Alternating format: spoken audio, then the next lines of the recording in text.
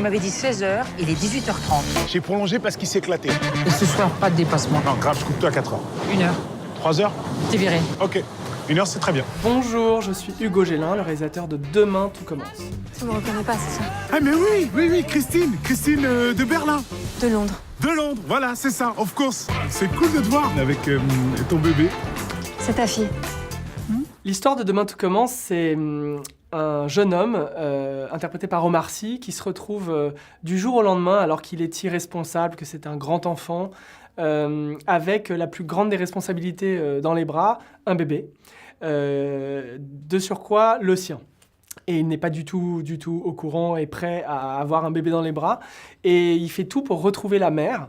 Il lui court après jusqu'à l'aéroport, elle qui va rentrer à Londres.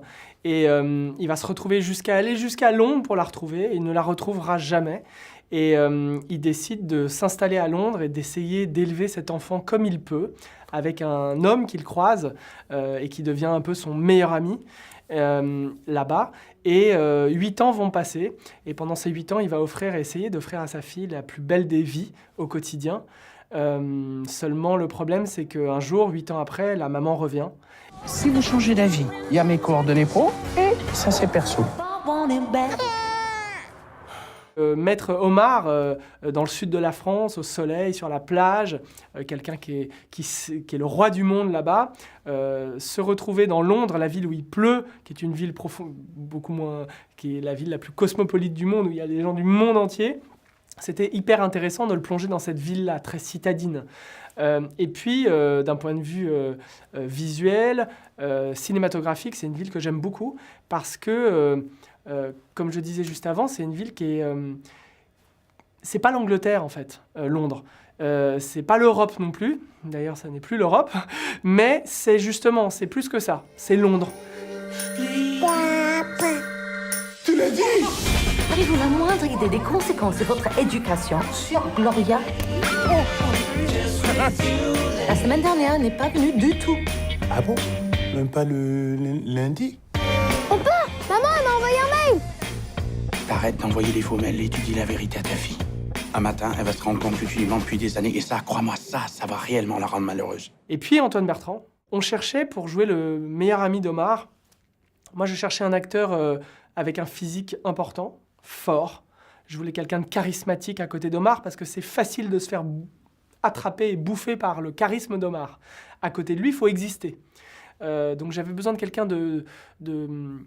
Visuellement, je voulais que le couple soit beau, déjà, et ensuite soit complémentaire. Et puis, mon directeur de casting m'a parlé d'Antoine Bertrand, que j'avais vu et que j'avais adoré dans Starbuck, qui est un gros succès en France pour nous, ici. Il me dit, écoute, demandons-lui. Et en fait, Antoine nous a fait une self-tape de lui-même qu'il a fait avec son iPhone, chez lui, où il fait les essais du film, où il joue une scène du film.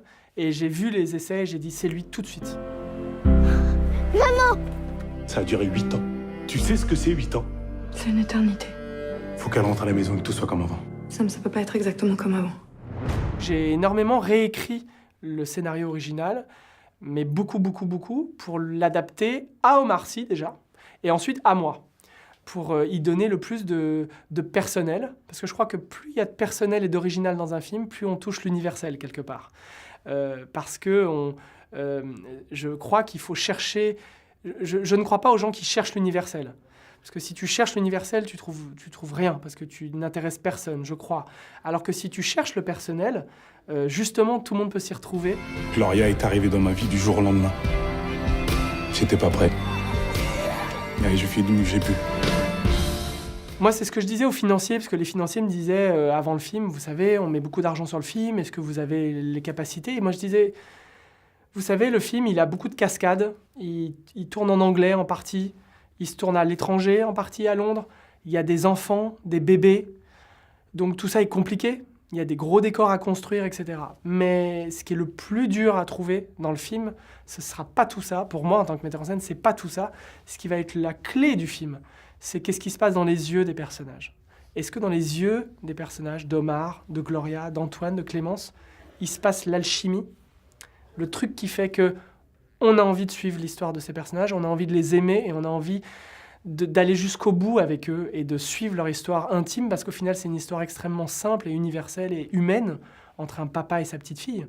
Et donc, pour moi, tout le reste, c'est du décorum. Et donc, je leur répondais souvent à ces gens-là qui me posaient ce genre de questions.